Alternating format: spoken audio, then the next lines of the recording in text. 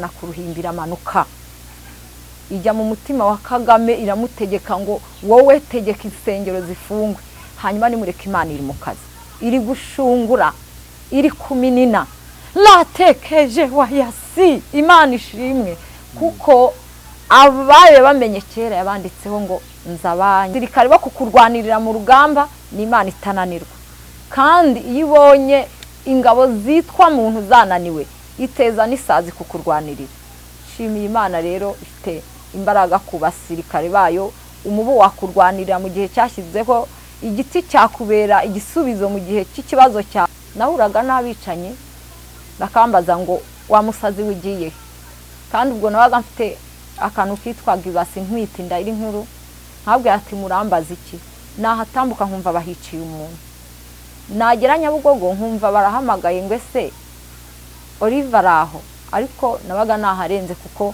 babaga babonye nk'intumbi yahaguye ariko giye Imana irahandindira Imana yacu nishimye irakomeza Imana irahandindira irashaka ko ahubwo bakomeza bagasenga kuko niyo yateje ikibazo kugira ngo itabara abantu bari hasi b'insuzugurwa nibo Uwitekaje gukoresha mu gihe nk'iki ngiki Imana yacu ishimwe ariko birasaba gukiranuka imbere y'Imana tukaba intwari nk'uko ijambo ryabivuze tukarema umutwe wo gukomeza gusenga ntiducogore Imana yacu nihabwa icyubahiro itorero ntimucogore kuko ni Imana yari izi ko isengero zizafungwa Imana irashaka ko abantu babintwari ndetse bagahigurana ya mihigo kuko ibihe ntabwo ari ahabigarukiye n'ibindi biri imbere bikomeye niyo mpamvu nashomye ijambo rivuga ngo mwese itorero mu bintwari mu mitima murinde imitima mu bintwari itsinda imidugudu kuko urugamba rw'abadayimoni cyangwa satani ikomeje umurego kugira ngo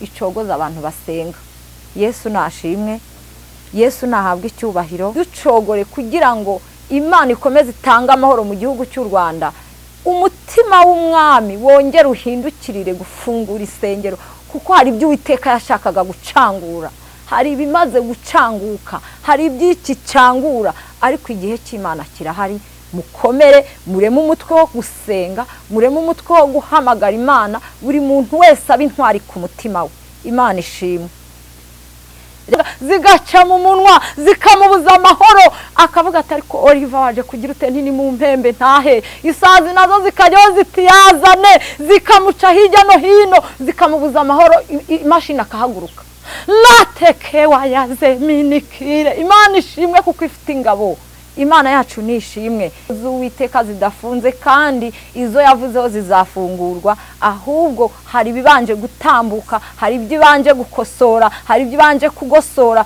kuko iri gukoresha umutima w'umwami Alleluya Imana yacu nishimwe rero bene data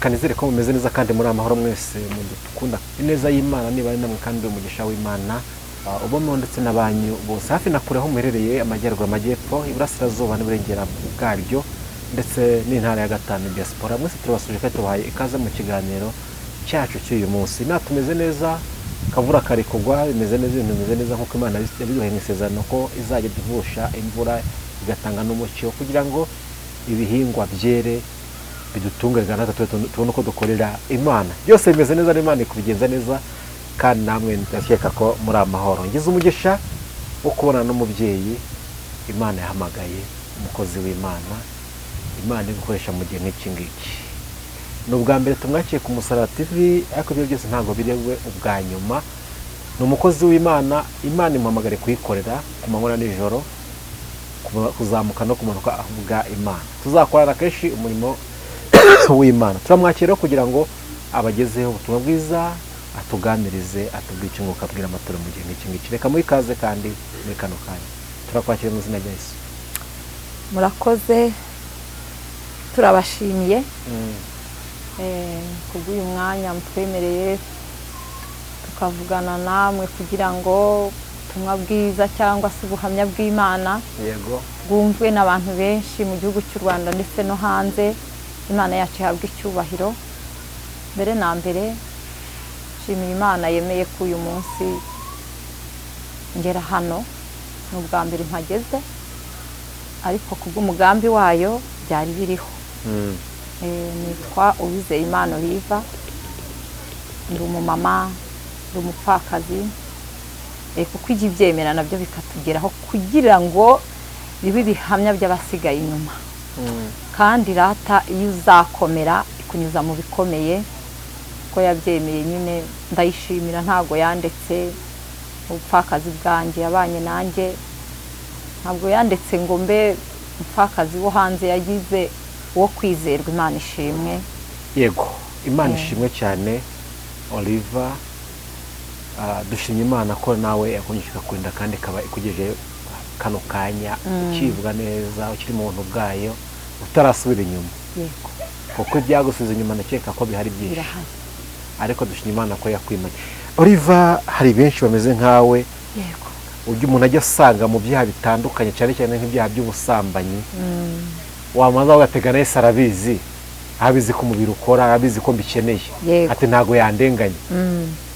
Abo bantu ba message yihe, wowe binesha gute? Niki kiguha imbaraga zo kunesha? Murakoze. Icyambere kimpa imbaraga zo kunesha ni ijambo ry'Imana nasomye, riramfasha nkimara gupfakara. Byambereye rimwe narisomye muri Yesaya ibice 54 ku murongo wa 4, irindi rambwira ngo umupfakazi we atungwa no gusenga. Yego, ntibivuze ko ngo yicare gukora, ariko mu bihe bye byose arasenga, kuko Imana yaravuze ngo ndi umugabo w'abapfakazi. Yego. Kandi irongera iravuga ngo ntabwo izata intore ziyitakira ku manywa na nijoro. Iyo usenga rero ugatakira Imana, ukayereka umubabaro, ukayereka umutwaro wawe, iragufasha kandi yohereza ingabo kukurinda. Yego. Imana yacu nishimye. Abo bandi ntago baba basinze, ntago baba babaye maso. Birashoboka ko basenga, ariko buriya ntari igihe usenga utabirimo neza, Satani kakunyaga. Kandi nanone hari igihe usenga warangara gatoya ukaba nk'urambara, ariko Imana yaravuze ngo naho umukiranutsi yagwa ntabwo azarambarara, azongera abyuke, kandi ngo naho igiti cyatemwa kizongera gitohe. Rero birashoboka ko abapfakazi bamwe bameze nkanjye baguye, ariko kubw'umugambi w'Imana, nzi ko uwo yahaye ubugingo cyangwa yahaye kuyivugira yongera akazuka, kandi akazuka akomeye. Hari igihe Imana ijya yemera uri umuntu warabatijwe, uri umuntu wizera, ugaca mu rugamba rw'ibyaha kandi wari warakijijwe, ariko biba bigira ngo wige neza ufate. Hanyuma abo ngabo basambanye, abo ngabo baguye cyangwa se bari mu byaha runaka bapfakazi, nabo sinapfa kubacira urubanza, kuko igihe cy'Imana kirahari. Imana niyo ibizi uko umuntu wayo ameze, gusa nabasengera kugira ngo imbaraga z'Imana zibazahure, ariko ntabwo nabacira urubanza. Gusa agenda ashima Imana ko yamfashe. Gusa iyo ubaye umupfakazi ukaba hanze, ibikunesha ni byinshi. Njyewe rero nabaye umuririmbyi nkimara gupfakara, ukaba yapfuye ntari umuririmbyi. Bifata intera kubw'imyitwarire wenda bambonyeho, mba n'umudiyakoni. Imana rero ndayishimira kuko yangize uwo kwizerwa, bitari binkwiriye. Yego, hashimwe Imana. Watubwiye amazina yawe, tubwira ko witwa Oliva, muteranira hehe? Ese mukoye kimwitoro uretse kuba umudiyakoni, indi binyuma ntibashoboza mu kujya mukoramo n'iyihe? Ndashima Imana yuko yampaye agakiza. Ndi umwadeperi, n'abatirijwe batsinda 2015. Ntabwo nabonaga ko bishoboka, ariko birashoboka. Nahawe agakiza, nagiye mu gakiza kubera yuko nashakaga gucira bugufi umutware. Nabonaga urugamba rukomeye, nkabona aranywa arasinda, ariko kugira ngo Mwuka Wera mfashe, kuko nabonaga ko Mwuka Wera ari umufasha, niko nari narasomye ngo Mwuka Wera ni umujyanama, Mwuka Wera ni umufasha, Mwuka Wera ajyanjira mu gakiza kubw'umutware. Ufatirwa yita ukomeza.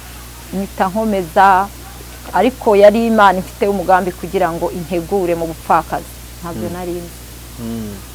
Rero ndi umwadeperi, sinakomeje umurimo w'Imana ibatsinda, ubu mukorera muri ADPR Gasanze mu Rugarama, umudugudu n'Induba, paruwasi n'Ikinyinya. Ndi umuririmbyi muri korali yaho bategereje umwami Yesu. Ndi n'umudiyakoni wimitswe ku itariki ya mbere y'ukwa karindwi umwaka washize. Yego. Yego. Atuwe ngo Imana igumushya kandi Imana igukomereze amavuta n'amaboko. Yego. Sibyo? Ahora navuze ngo dushozwa byose na Kristo uduha imbaraga. Yego. Iyi minsi tugiye gutanga ikiganiro cyacu, tukibuye ngo tugisigasire neza. Uri umukozi w'Imana, uri umuvugabutumwa, ariko kandi iyi minsi hari ibigoye, hari indwara z'ibyorezo ziri kugenda ziboneka. Nigiye nkubaze nkamwe muba muri imbere y'Imana cyane, ese ni izi ngizi mwagiye abantu bahanuwe cyaza utegereza ibindi, nimba ari byo twitware gute, umukristo yitware gute muri iki gihe? Amen. Yesu nashimwe.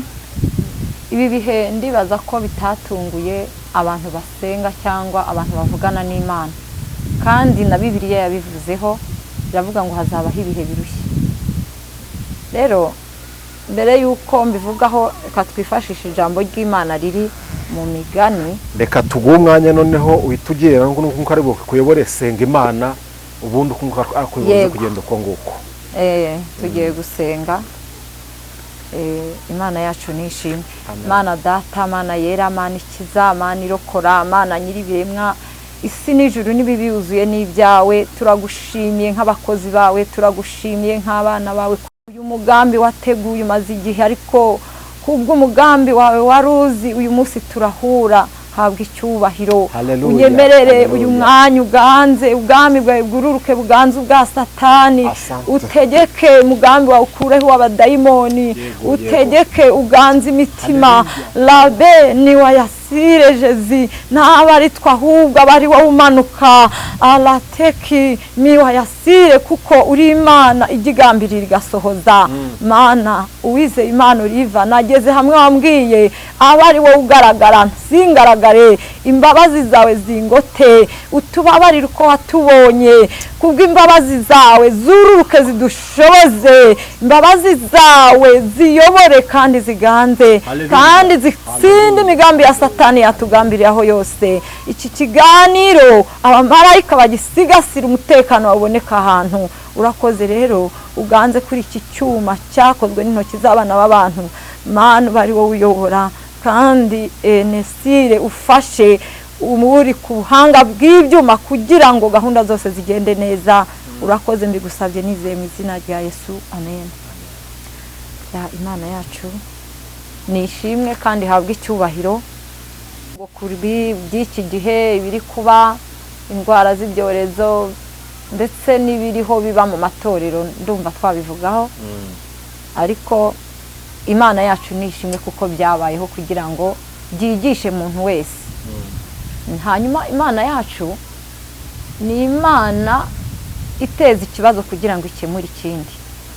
Ni Imana isoza urugamba kandi ikunda intambara, kuko intambara iyo yiteje ikuramo igisubizo cyo gutabara utari ufite ubutabazi.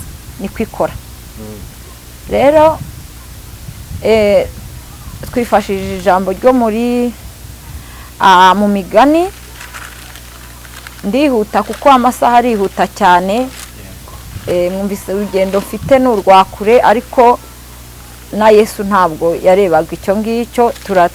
Turabikora twizeye imbaraga z'Imana. Imigani ibice ni 16, umurongo wa 30 na 32. Imana yacu nihabwa icyubahiro. Imigani 16, umurongo wa 32. Yesu aduhana umugisha.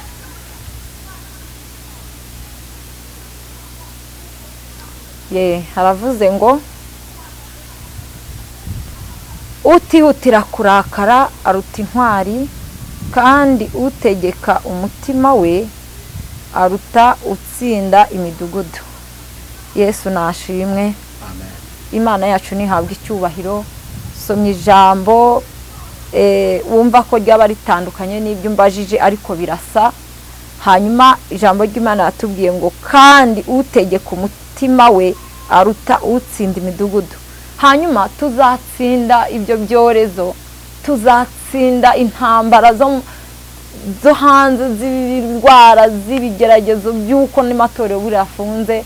Satani nayo iri gukora cyane, kuko hari abaririmbaga, hari abadiyakonaga batacyumva bwa butumwa bwiza mu matorero, abo bakagotwa n'imbaraga z'umwijima bagakora ibyangwa n'amaso y'Imana, nayo ikabateza indwara z'ibyorezo, kuko yaravuze ngo nzabateza indwara zitagira imiti. Iryo ni ijambo ry'Imana rirahari. Hanyuma kandi iri jambo impamvu ndivuze, iri jambo ryaramfashije no mu mibereho yanjye y'ubupfakazi, ngo utegeka umutima we aruta intwari itsinda imidugudu. Hanyuma Imana ishaka kubona abantu bayo nk'intwari, Imana ishaka kubona abantu bayo banesha mu mitima. Rero intwari tuzi ko ari intwari zaneshereje igihugu cy'u Rwanda. Intwari ntizita ku bazirwanyaga intera hamwe, intwari ntizita ku bapfuye, intwari zatsinze imidugudu. Intwari Kagame mwabonye ibyo yakoze, Rwigema bashokanye urugamba arapfa, ariko abona ntiyarekura urugamba, abona ntiyagamburura, arakomeza ab'intwari, arokora abantu. Imana ishimwe. Natwe rero nk'itorero, natwe nk'abantu baririmbaga, natwe nk'abantu bavuga ubutumwa bwiza, ntitugomba kuneshwa kuko ibigeragezo byaje, ahubwo Imana ikwiye kutubona nk'intwari.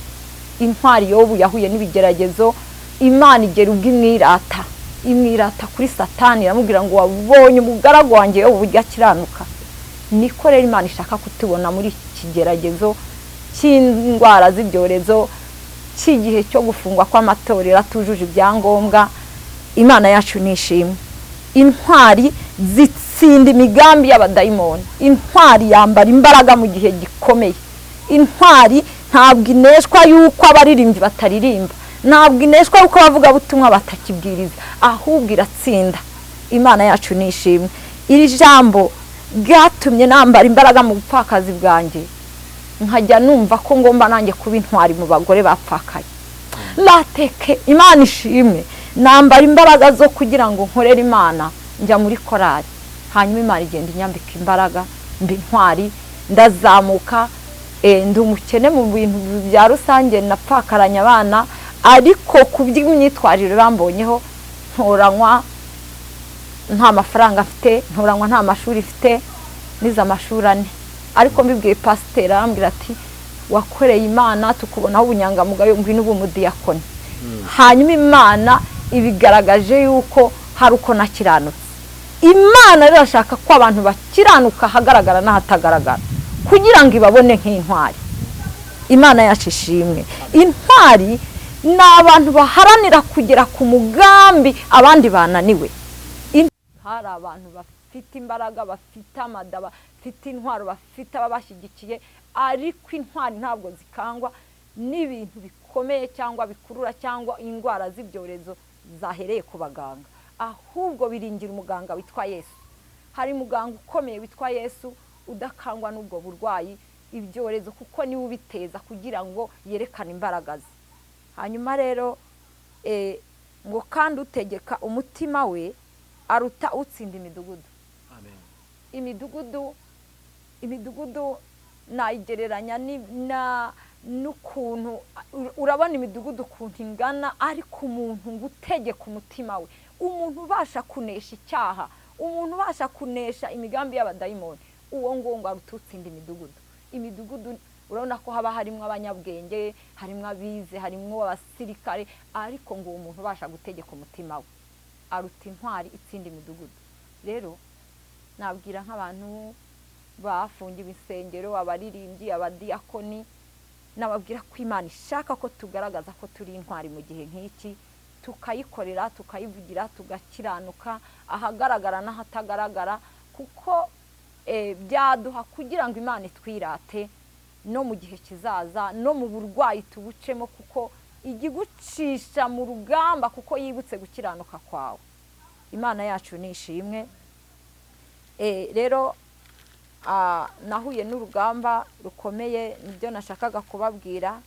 ndapfakara ndi mutoya, nafite imyaka 35, nari ntwite, nari nkimuka hano Ikagugu, ndabucamo kabiri kuko amasaha yagiye, ariko mparanira kuba intwari nk'uko nsomye iri jambo. Sigara mu bana batoya cyane batarutana, kuko buri mwaka narabyaraga.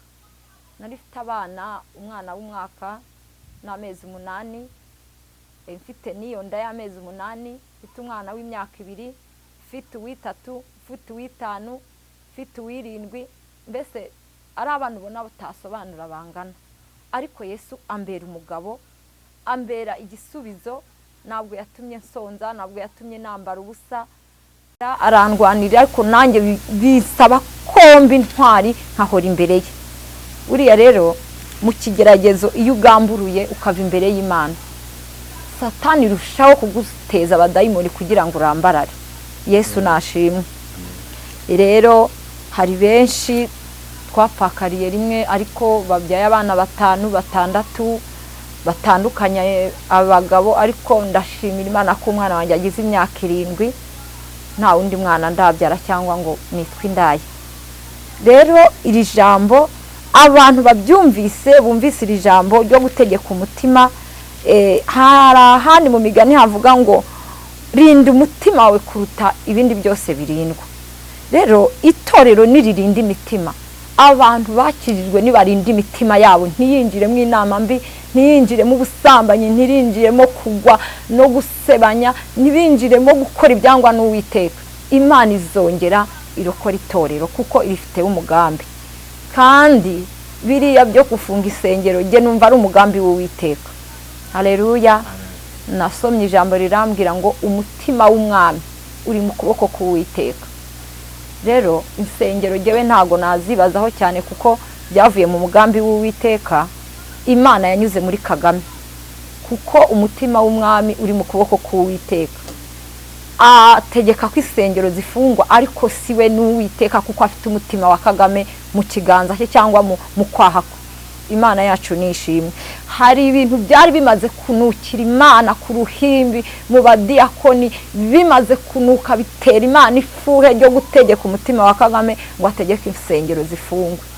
Nanjye ubwanjye narabibonye, ariko uyu munsi n'ubuhamya ntabwo nabasha kubivuga cyane ngo mbirenzeho, ariko hari ukuntu byagenda gukabona abantu ku ruhimbi, abakwiye gucyaha nibo bakora ibyangwa n'Uwiteka, ariko binukira Imana itegeka umutima w'umwami kugira ngo utegeke nk'isengero zifungwe.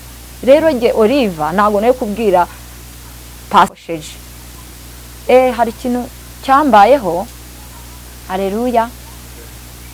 Nkimara kuba umudiyakoni, urabona ndi umukene muri bo, nije mukene uri mu badiyakoni, ndi umupfakazi utagira epfo na ruguru, ariko Yesu yagiriye ubuntu, ndambara ndarya sinsabiriza kuko Imana yabivuze. Ariko haza umuntu mbanacogoye ku bwa mituweli, mbanabuze mituweli, haza umuntu yitanga amafaranga 30,000, ibihumbi, oya yazanye amafaranga agera nko mu 200,000, aravuga ngo abantu 30 agiye kubishyurira mituweli. Haleluya. Ndasimbuka mbwira mwarimu nta mituweli ngira, kuko nari ndi mu cyiciro cya mbere. Ndagenda mbwira ushinzwe gahunda, ndamubwira ngo nta mituweli ngira, numva ko nyibonye. Ariko ijambo ryarambwiye ngo kwiringira Uwiteka biruta kwiringira abakomeye. Hanyuma nari umukene rwose pe, ubona wo gufashwa.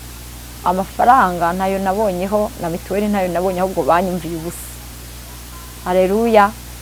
Hanyuma ibyo bintu hari numvise ko byabaje Imana, kuko nari umuntu ukiranuka muri bo, nkakoropa, nkakora imirimo y'Imana, nkabwiriza, nkaririmba. Nari umuntu ubanza mu rusengero muri nibature kuririmba, nkatera ikorasi. Ariko ntangazwa no kubona banciye amazi. Hanyuma ibyo bintu byababaje Uwiteka, kuko nanjye nayerekaga impamvu nyisabye, kandi yaragaragaraga. Uwiteka yari yayoheje kugira ngo itabara abakene cyangwa abapfakazi. N'ibindi byinshi byatumaga Imana yategeka insengero zigafungwa.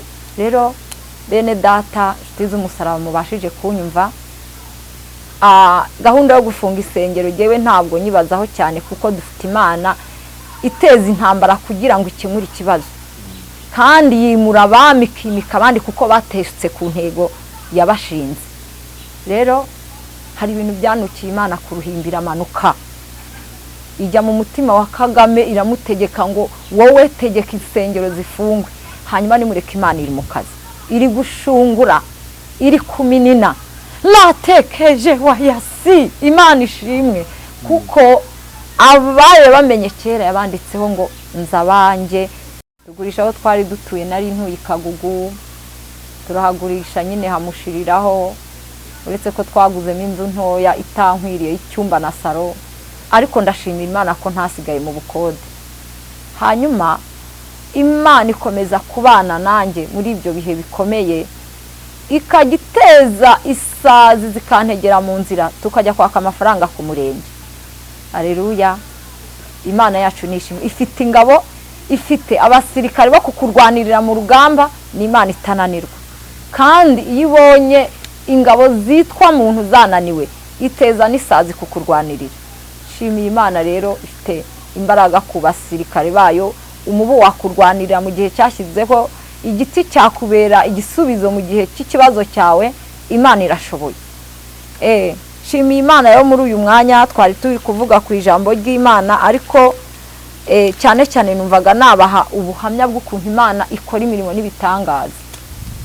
Rero ijambo ry'Imana narisomye nirivuga ku mutima, kandi buriya kuko izi ikibazo kibanze kagira n'igiheruka, yari yateje ubupfakazi kugira ngo igihe nk'iki mbe mpagaze hano mvuga imirimo yayo. Imana yacu nishimwe. Nabaye mu bupfakazi, irandwanirira, nza kujya mu gihe cyo gucuruza agataro, ndagacuruza ntwite, nkajya nambuka Rufigiza. Rufigiza ni ahantu bicaniraga, ni ahantu habi, ariko ubu ndashimira Imana yuko Imana yahazanye umutekano batakicira y'abantu. Nkajya mpambuka saa 8 za nijoro, Imana ikandinda, ngahura n'abantu bicana bakansuhuza, ubwo nkababwira nabi kuko ngewe nashatse urupfu ngo mfe ndarubura, nkahura n'abicanyi abambuzi, aho kugira ngo bamenye uwo ndiwe bakabona ndi umusazi. Imana yacu nishimwe. Hanyuma yigira ngo igutabare, hari ukuntu igi guhindura mu kigerageza, igigerageza igiteza kugira uwiriwe kikagusobanura. Nahuraga n'abicanyi bakambaza ngo wa musazi wigiye, kandi ubwo nabaga mfite akantu kitwaga ibasi ntwite inda iri nkuru, ntabwo ati murambaza iki, nahatambuka nkumva bahiciye umuntu, nagera Nyabugogo nkumva barahamagaye ngo ese Oliver aho, ariko nabaga naharenze kuko babaga babonye nk'intumbi yahaguye, ariko ngewe Imana irahandindira. Imana yacu nishimwe, birakomeza, Imana irahandindira.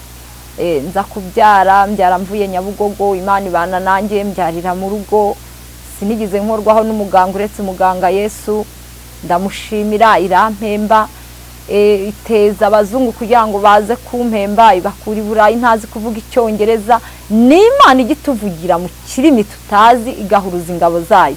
Yesu nashimwe. Imana yacu ishimwe, nayibonye mu rugamba. Ubwo nge nari umugore ufite matora zashize, kubera ko umugabo yitumaga ku buriri.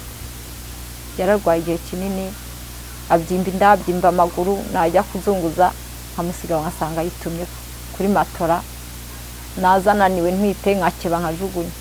Ariko Imana yacu itabura inzira, ikajya ibireba igafotora.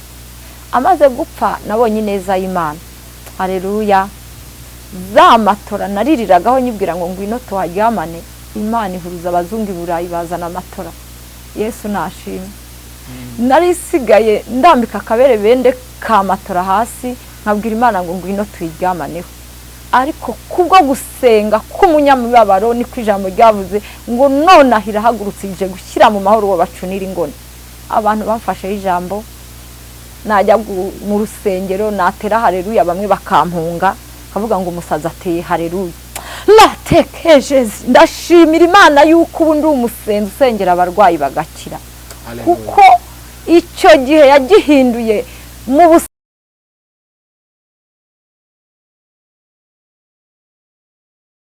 ndashimira Imana. Imana rero ni Imana ikura ibishimwa mu bigawa, irandwanirira.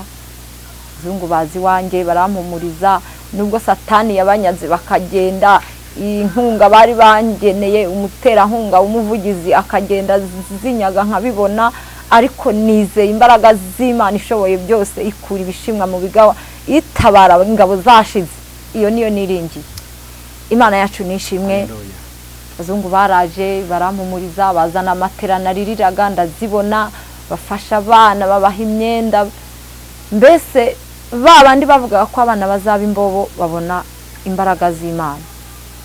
Rero hano hari ijambo ry'Imana ryamfashije ukuntu Imana yacu itabara mu rugamba, kandi ni Imana itananirwa.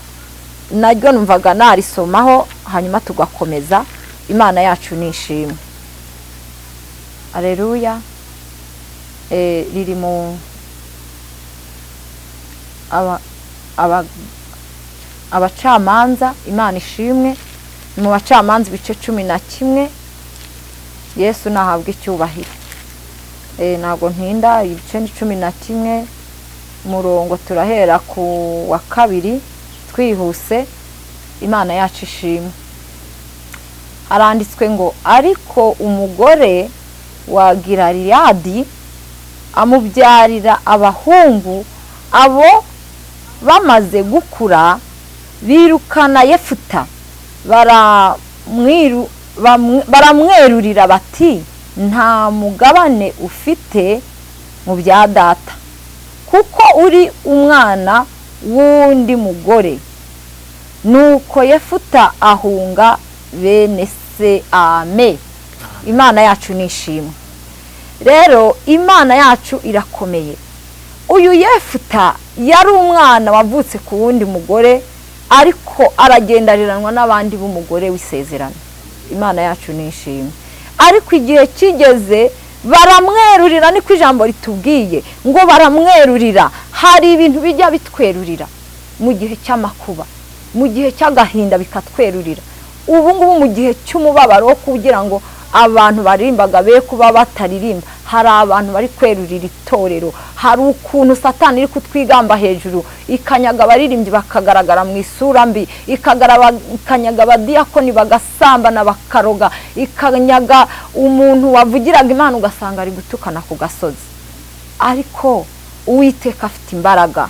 Uwiteka ajya arwanirira insuzugurwa. Nuko ngo Yefuta, uyu Yefuta yari umwana wavutse ari umwe ku ndaya, niko navuga, niko bavuga muri iki gihe. Ariko aza kujya kwa se, ariko bene se ntibamwemera, ngo baramwerurira baramwirukana. Ariko Yefuta ngo agira umugambi mwiza. Turabisoma hakurya ku murongo wa 30 ngo nuko Yefuta ahiga Uwiteka. Imana yacu ishimwe.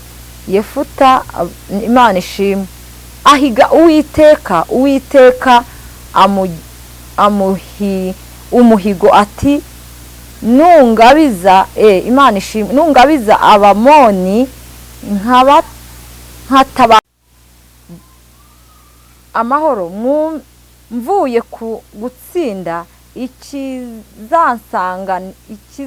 ikizaza gusohoka imbere y'umuryango w'inzu yanjye kunsanganira kizaba icy'Uwiteka. Imana ishimwe. Rero Yefuta ikintu cyamfashije muri iri jambo, baramwirukanye bene se, ariko Yefuta agira umugambi mwiza, yanga kurwana, yanga kurega, agenda neza, aragenda ngo ahungira mu kindi gihugu, ariko ngo are mu mutwe witwa ingunguzi. Uwo mutwe wari uw'abasenga, uwo mutwe wari uwo usengera abarwayi bagakira. Imana yacu ishimwe. Uwo mutwe ngo waraneshaga, ariko Uwiteka ngo ateza ikibazo kugira ngo atabare Yefuta, ateza ikibazo mu itorero kugira ngo atabare za nsuzugurwa zasuzugurwaga mu itorero, ateza ikibazo cyo kugira ngo insengero zifungwe, babandi bishyiraga hejuru bacishwe bugufi. Imana yacu ishimwe. Rero Imana yacu ishaka ko abantu bayo badacogora muri iki gihe cyo gufunga amatorero. Irashaka ko ahubwo bakomeza bagasenga, kuko niyo yateje ikibazo kugira ngo itabara abantu bari hasi b'insuzugurwa. Niba Uwiteka aje gukoresha mu gihe nk'iki ngiki. Imana yacu ishimwe. Ariko birasaba gukiranuka imbere y'Imana, tukaba intwari nk'uko ijambo ryabivuze, tukarema umutwe wo gukomeza gusenga ntiducogore. Imana yacu ntihabwa icyubahiro. Itorero ntimucogore kuko n'Imana yari izi ko isengero zizafungwa. Abasenga, abadiyakoni, abapasiteri ntimucogore ngo mucogozwe n'ibi bihe byo gufunga isengero, ahubwo mumere nka Yefuta. Yefuta ngo ntiyacogora, mu gucogora mu kwirukanwa kwe ngo are mu mutwe witwa ingunguzi. Ingunguzi bari abasore b'imbaraga batsindaga urugamba. Natwe rero nk'itorero mureke tureme imitima yacu ikomeze ibintwara imbere y'Imana. Imana nta kizayibuza gutabara itorero, kuko mu bihe bikomeye igikomeza abantu kandi gakuramo igisubizo mu rugamba, igikuramo igisubizo kikanyura umuntu wese wayizeye. Imana yacu nishimwe. Rero Yefuta ngarahiga, ahigira Uwiteka arakira. Yacu nishimwe. Hari abantu bahize imihigo ariko ntibayihigure kuko bageze mu gihe cyo kunezerwa. Imana irashaka ko abantu baba intwari ndetse bagahigurana ya mihigo, kuko ibihe ntabwo ari ahabigarukiye, ha n'ibindi biri imbere bikomeye. Niyo mpamvu nashomye ijambo rivuga ngo mwese itorero mu bintwari mu mitima, murinde imitima mu bintwari itsinda imidugudu, kuko urugamba rw'abadayimoni cyangwa Satani ikomeje umurego kugira ngo icogoze abantu basenga. Yesu nashimwe, Yesu nahabwa icyubahiro. Rero iri jambo ry'Imana ryaramfashije kutagamburura mu makuba, gukomera mu bihe byo kubabazwa kwawe, ukiringira Uwiteka, ntucogore, ntuceceke gusenga. Icyo gihe Imana nubwo yabikwihoreye iyongera ikakwibuka, kuko ijambo ry'Imana muri Yobu bice 5:18 harambwira ngo irakomeretsa ariko amaboko yawe niyo yomora. Ishobora kugaruka igafungura insengero, kuko ari yitegeka umutima wa Kagame, niyo ukoresha ibyo ishaka, kuko niyo yemeye ko zifungwa. Dukomeje gusenga ntiducogore kugira ngo Imana ikomeze itanga amahoro mu gihugu cy'u Rwanda. Umutima w'umwami wongera uhindukirire gufungura isengero, kuko hari ibyo Uwiteka yashakaga gucangura, hari ibimaze gucanguka, hari iby'ikicangura, ariko igihe cy'Imana kirahari. Mukomere, mureme umutwe wo gusenga, mureme umutwe wo guhamagara Imana, buri muntu wese aba intwari ku mutima we. Imana ishimwe. Rero nari mbabwiye ukuntu Imana yandengeye, irandengera ariko kuko yambonyeho ubutwari bwo gukomeza gusenga no kujya muri nibature nkabwiriza nkavuga imbaraga z'Imana. Imana yabanye nanjye muri ubwo bupfakazi, igera ubwo bankura mu cyiciro nari ndimo umugabo ariho, banshyira mu cyambere, bampa akazi ndabicamo. Yesu nashimwe. Bampa akazi ko mu muhanda ariho nagaburiwe n'isazi. Yesu nashimwe. Haleluya! Imana yacu ishimwe kuko ifite ingabo. Nza gukora akazi ko mu muhanda, ndi umugore wapimaga ibiro 67, ariko umugabo amaze gupfa naje gupima 39, ariko ndashimira Imana ko hari aho inkuye ingejeje ndi gupima ibiro 52. Yesu nashimwe. Haleluya! Imana iri mu kazi, ni muhumura bera. Munyemere rero hari ukuntu mba numva indirimbije cishemo gatoya. Hariho igihugu kiza cyane gituwemwo n'abanezerewe, ntabwo batinya bomba atomike, baririmba indirimbo zishimwe. Ntabwo batinya bomba atomike, baririmba indirimbo zishimwe. Ibyaho byose ni byiza cyane, hari uburuhukiro bw'ukuri. Ntabayo, nta n'imfubyi zihakubitirwa, nta magambo ateye isoni abayo, nta n'imfubyi zihakubitirwa. Ibyaho byose ni byiza cyane, hari uburuhukiro bw'ukuri.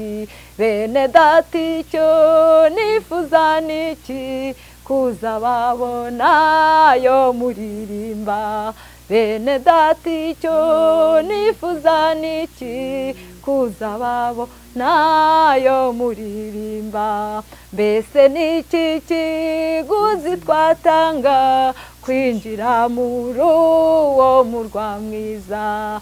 Nta kiguzi na kimwe twatanga, Yesu yishyuriye igorogota.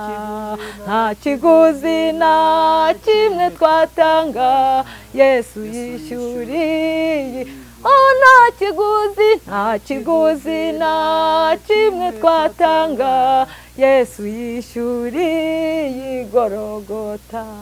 Haleluya, haleluya. Ngo hariho igihugu cyiza ngo cy'abanezerewe, lezeveje kire. Ngo abo bantu ntabwo batinya bomba atomike, ngo ahubwo baririmba indirimbo z'ishimwe. Ntabwo bakangwa n'ubupfakazi umugabo yapfuye, ntabwo bakangwa n'uko insengero zafunzwe, ntibakangwa ko abahanuzi batagihanura, ntibakangwa ko abadiyakoni batakidiyakona, abapasiteri batakiri ku ruhimbi barahimbaza, abaririmbyi batakiririmba bararirimba. Ngo baririmba indirimbo z'ishimwe. Haleluya, lasekewa yasire. Ntabwo bishimira ibiryo byuzuye mu nzu, ahubwo bishimira ibiryo by'umwuka, bakaririmba indirimbo z'ishimwe. Haleluya, Imana yacu ishimwe. Niko umuhimbyi aravuga ngo aba Yesu bo ngo ntabwo bishimira yuko insengero zafungurwa abantu bakarimbuka, ahubwo bishimira yuko zakingwa imitima ikabohoka, abantu bakavuga imbaraga z'Imana. Ngo ntabwo bakangwa na bombe atomike, ahubwo baririmba indirimbo z'ishimwe. Imana yacu nihabwa icyubahiro. Rero nababwiye ukuntu nagaburiwe n'isazi. Imana ishimwe, nari umugore mwiza unezezwa no kubona umugabo iruhande rwanjye. Nakundaga umugabo cyane kuruta Imana. Imana yacu nishimwe. Haleluya, lekele mine kirerezeve. Imana ishimwe. Ndabwira abagore iki gihe ngo bahinduke, bubake ku rutare Kristo, bakunda umugabo ariko babanje Imana. Imana ishimwe. Imana yacu nihabwa icyubahiro. Rero shimiye Imana yo mu ijuru, aho kugira ngo iguhombe yaguhombya, yateje ubwo bupfakazi nyine nkajya ngaburirwa n'isazi. Imana ishimwe, kuko yabonaga yuko ntazayikorera nkunda umugabo cyane. Nakijijwe 2015. Imana yacu ishimwe. Hanyuma kwiyiriza ubusa sinari mbizi, gusenga nkirirwa mu masengesho sinari mbizi. Nabonaga umurokora asenga nkavuga nibyo yanditse, ariko ubu Imana ibikunze ndasenga ahubwo nkajya no mu ndimi. Yesu nahabwa icyubahiro. Rero Imana ibona ko bikwiriye kugira ngo imwisubize igihe nk'iki myivugire. Nari ngeze ku kintu cyo kugira ngo Imana inshyire mu cyiciro cya mbere n'indi mu cya kabiri. Bampa akazi ko mu muhanda njya guharura ntabashije mpimiro 39. Hanyuma nkajya kwishyuza mbere y'abandi amafaranga y'abanyantege nke. Yesu nashimwe. Twakoreraga ku umurenge niwe waduhembaga. Ubwo nari impetse uruhinja, umugabo yari yarapfuye, ariko Yesu ajya byemera ko mu gihe gikwiye dusigara twenyine kugira ngo abone uko agaragaza imbaraga ze. Imana ishimwe. Rero twahembwaga ku kwezi n'iminsi 15, ariko kubera yuko Imana yagira ngo ubu buhamya buzatambuke. Haleluya, Yesu nashimwe. Ikanteza kugira ngo njye kwishyura za kubera ko nta kintu ifite cyo guheraho. Nari naragurishije imyenda, ishoranya cyonga, nigira umuzunguzayi wayo ndayizunguza kugira ngo mbone icyo nsamisha umutware yari yararembye. Ubwo rero bigeze aho ngaho ndi muri ako kazi, Imana ikajya inteza kujya kwishyuza igihe kitaragera. Nkagenda abona imbabazi z'Imana, nagera ahantu hitwa ku Kinkoteri Induba, nkasanga Imana yahateretse abasirikare. Yesu nashimwe. Ubwo kwishyuza ntabwo byari byemewe, ku isaha yari taragera amafaranga avaga ku karere, kandi twahembwaga yuko hageze, ariko Imana ikajyana nanjye kwishyuza. Nahagera nkasanga abasirikare bitwa isazi. Imana yacu nishimwe. Nkagenda nagera ku murenge, abayobozi b'umurenge bagashaka kumbwira nabi kuko nasaga nabi cyane. Nari impetse umwana unduta ubunini, ariko Yesu ajya byemera kugira ngo agaragaze gukomera kwe. Nagera mu biro bya sosiyari agahita nyinuka gashaka gusohoka, ariko Imana ibitegura abasirikare bitwa isazi, ibaha imbaraga. Latakire mini wa yasire, Imana ishimwe, abasirikare bakangenda imbere kuko yabonye ko bansuzugura. Imana ishimwe. Nagera ku kimoteri gafata isazi enye, zimwe zikajya ku mwana izindi zikajya imbere. Ibyo bintu byarabaye kuko abayobozi b'umurenge wa Nduba baranzi. Wizeye Imana Oliva narahageraga bambona umutima ukabarya, ariko ntabwo nari wo gutera ubwoba, ahubwo wari uteye ubwoba n'uwandwaniriraga. Rero babasirikare b'Imana bakinjira bagahita bajya sosiyari ku munwa bakamubuza amahoro. Isazi zaranukaga kuko ziba mu kimoteri, nanjye ubwanjye naranukaga kuko nari mpetse umwana utaranjitse, uko yanyaraga yaranyariraga, mbese sinari wo kwinjiraho abantu, ariko Yesu ajya ategeka akadukura mu bishingwe akatwicazanya n'abakomeye. Ndashimira Yesu ko ubu nicara ku ruhimbi nkatanga igaburo. Yesu nashimwe, haleluya. Nahagera isazi zikanja imbere zikabuza amahoro sosiyari kwandika, nanjye ubwo nkinjira, izi nyuma zikava inyuma zikagenda zikamugota, zikanyura mu mazuru akazikubita zikanga, zigaca mu munwa zikamubuza amahoro. Akavuga ati ariko Oliva waje kugira ute? Nti ni mu mpembe ntahe. Isazi nazo zikajyaho ziti yazane, zikamuca hirya no hino zikamubuza amahoro, imashini akahaguruka. Latekewa yaze minikire. Imana ishimwe kuko ifite ingabo. Imana yacu nishimwe. Imana yacu igahagurutsa sosiyari, agahamagara daso, agahamagara abo mu murenge bakorana. Bamwe sinari mbaza ariko nabonaga barimo bateranya amafaranga, hanyuma bakayampa, natahana isazi zanjye tugatahana. Imana yacu nishimwe, nyiramburiye amaboko. Retekewa yasi, ndashimira Imana igikoresha ingabo mu rugamba zigatabara. Imana ishimwe. Nkagenda ngateka abana bakarya, abandi bakambugwa, ndetse hari nayo batwambuye, ariko jye narayahembwe kubera ko Imana yari yarateguye abasirikare bo kundwanirira.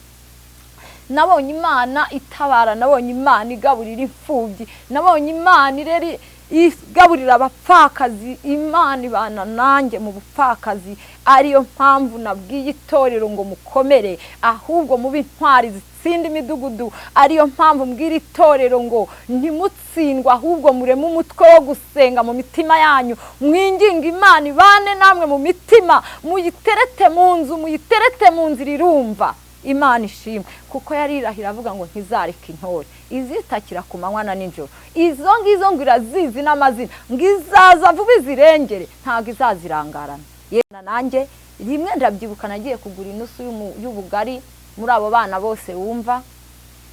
Biragoye kugabura abana 5-6 inusu y'ubugari, ariko bijya byemera. Imana yashishimwe. Rero ndazamuka njya ahantu kuri butike ku mucuruzi witwa Eugenie duturanye, ye kugura inusu y'ubugari, mbona imbaraga z'Imana. Arambwira ati Oliva nubwo uje kugura ubugari ngewe nahombye, ntabwo ari ubugari bwo kugurwa, ariko Imana yari yateje ikibazo kugira ngo intabara uwo munsi igaragaze ko yavuganye nanjye.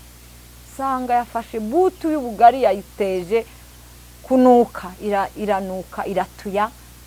Hanyuma eje navuga ati Oliva rero inusu ntuyigura, ahubwo fata umufuku yore buriya bugari. Haleluya. Ndangije ndavuga nti ntago ari wowe uvuze n'Uwiteka. Ndabwira Imana ntifata marayika umushyire ku muryango, he kugira uwinjira ngo abaze ubugari kuko inzara imeze nabi. Haleluya. Imana ishimwe. Imana yacu nishimwe. Nabonye Imana igabura ubugari, ndabudaha maze kubumara muri butu, bukubise ku mutwe buhinduka buhanda. Haleluya. Kiratabara, ahubwo ikintu ishaka ni imitima. Icyo gihe nubwo Imana yantabaraga gutyo, nari umuntu ufite isezerano ry'uko ntazayihemukira, nari umuntu ufite isezerano ry'uko nagambiriye kutiyanduza mu bagabo. Na n'ubu Imana yarabindinze, nta mugabo urankorakora, kuko yankorakora mba ntwite, kuko za Onapo bavuga hanze aha ntago nzizi. Sinigize njya muri Onapo, sinigize nterwa urushinge rwa Onapo, sinigize nk'ibinini. Imbaraga z'Imana amenyekanisha nuko muri abo bana bose nabyaye ntigize njya no kwa muganga, kuko ntinya ibinini kuko ngiye kwa muganga muri Onapo babimpa kandi ndabitinya, ntinya imiti yo kwa muganga. Gusa Yesu yambereye muganga, nta nubwo ndabyara kwa muganga na rimwe, kuko hari icyo navuganye nayo. gusa sinabyirata ngo mbibwire abandi bagore be kujyayo, kuko jye ni impano yampaye. Yesu nashimwe.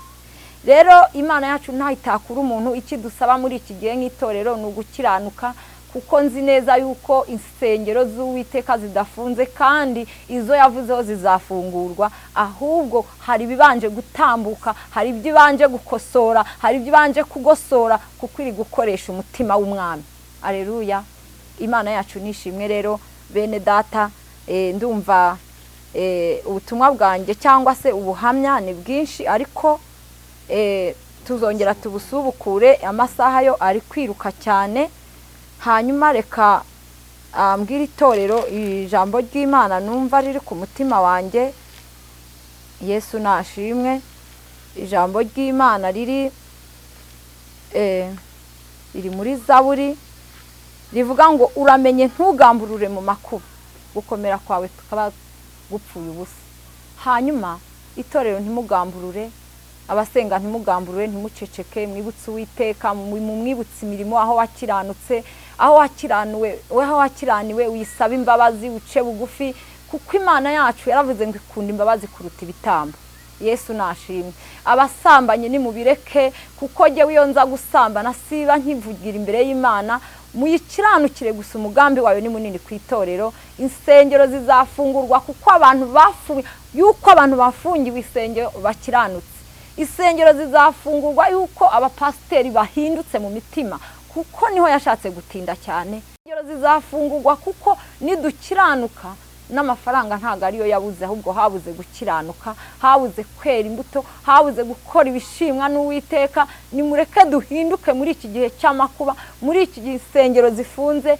Mukiranukire Uwiteka kuko ari mu kazi, muboneze imitima yanyu, mube intwari nk'intwari Imana igomba kwira.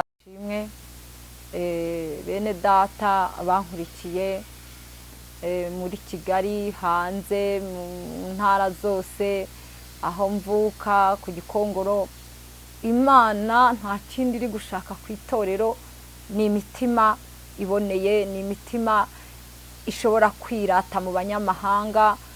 Imana yacu nishimwe.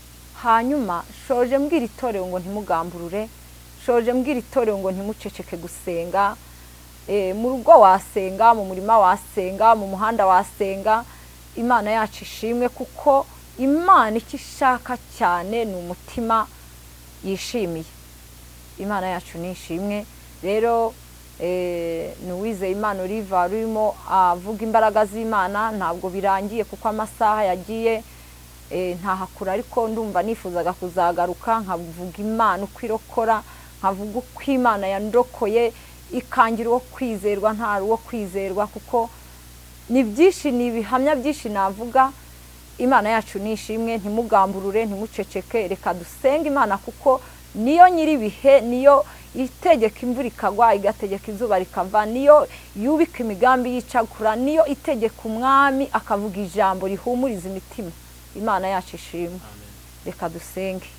Mana yacu, Mana nziza, Mana y'ubutware, Mana y'ubushobozi, uri wo kwiringirwa, uri wo gutabara, uri wo kujekeremini wa yasire nk'igihe nk'iki, uri wo kunakarabini wa yasire, uri wo gutegeka ku itorero, uri wo guhindura imitima, uri wo gutabara abari basumbirijwe n'imigambi ya Satani, uri wo kudaka wa yasire igihe nk'iki. Mana unyemerere, Mana ibi bintu cyangwa se ubutumwa ntambukije, ubuhamya bwanjye Uwizeye Imana Oliva buzafashe benshi, buhindure benshi, bahindukirire kuba intwari. Reteve ubarinde gutsindwa, ubarinde kunanirwa, kuko Satani nayo iri gukora cyane, iri kunyaga abaririmbyi, iri kunyaga abadiyakoni, iri kunyaga abashumba. Uwiteka unyemerere utanga imbaraga kugira ngo babe intwari itsinda imidugudu. Ntabwo twatsinda,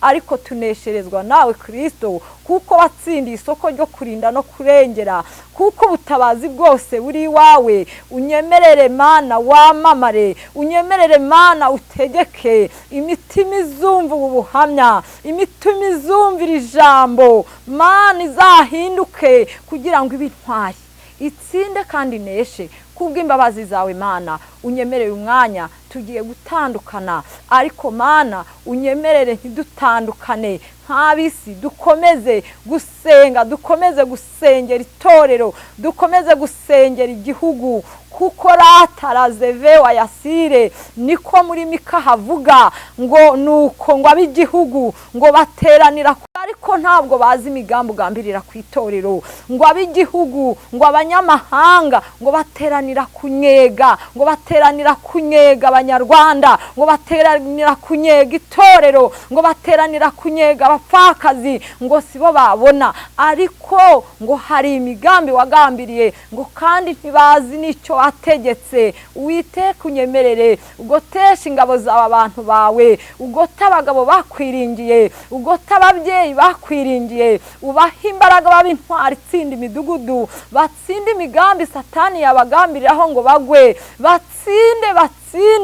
batsinde abadayimoni bari kunyaga. Mana nyiringabo nyirimbabazi, utegeke mu matorero, mu bagaturika, mu badive, mu barokore, utindeyo ugabe Mana, imbaraga zawe zirokore, imbabazi zawe zikize, wongere umurika hatabona ku mitima yarirambaraye, kugira ngo yongere ibyuke, dusenge tumere nka Yefuta utaracogoye, kuko ntiyacogoye mu rugamba rwo kwirukanwa, natwe ntiducogore mu rugamba rwo gufunga isengero. Elesiki Wayasire, ahubwo uduhe kurema umutwe wo gusenga, uduhe kuba imbere yawe, uduhe kuba itabaza ryaka, kugira ngo n'abari bahindukiye bahinduke muri Kristo Yesu harimo imbaraga, bahinduke ku misozi aho dutuye. Mana ndakwinginze ufashe Mana abanyarwanda bahinduke, ufashe abayobozi b'igihugu bab'intwari itsinda imidugudu, ufashe abasirikare b'igihugu cy'u Rwanda bab'intwari itsinda imidugudu, abapolisi mu muhanda bab'intwari itsinda imidugudu, abadekire mini Wayasire, ingabo zibanziriza mu midugudu, inkera gutabara z'intwari itsinda imidugudu, kuko iyo mitima yose urayifite. Urakoze nyakubahwa, ibihe byose ni ibyawe, ukomeze kugirira neza ubwoko bwawe, ukomeze kwagura, ukomeze gutanga imbaraga, ukomeze kuje Keremini, kuko wavuze kuje mu gihugu cy'u Rwanda, kuko wavuze kuje Kiremini Wayasire, kandi uje gutambuka mu matorero. Ibyo warabikoze turabibona, kandi uje kuzini Wayasire kubakomeye, yego kuko uri kugosora, kandi intara yawe Nekire Wayasire ntabwo iri busubira inyuma, yaje gukora icyo wayitumye. Intara yawe iri gushungura. Ratekire mini Wayasire, nkabwira abacamanza ngo mwice imanza bamwe bari kunegurana, abo binegurana kuko nyiri kunegura arahari. Reteveje Wayasire, Remini Wayasire yahagurukiye kuza mu gihugu cy'u Rwanda kugosora no gushungura, ari mu kazi impande zose, ari mu kazi mu matorero. Niyo mpamvu mbinginze ngo mubi ntwari itsinda imidugudu. Urakoze nyiribya, kandi gahunda Mana yabayeho uyu munsi uyiherekeza imbaraga. Mana iyi gahunda yo muri studio ndayikuragije, ukomeze kwagura Mana uyu munyamakuru, ukomeze kumuha Mana impano y'ubugenzuzi bwo kureba icyuma neza. Ratakire mini Wayasire, ujye umurinda kandi ubari kurinda n'abandi bose bafasha ubutumwa bwiza kugira ngo butambuke, wagure, wamamare, kuko uri Imana. Urakoze, bisabye mu izina rya Yesu, amen. Imana ngumugisha. Tuzasubire. Yego.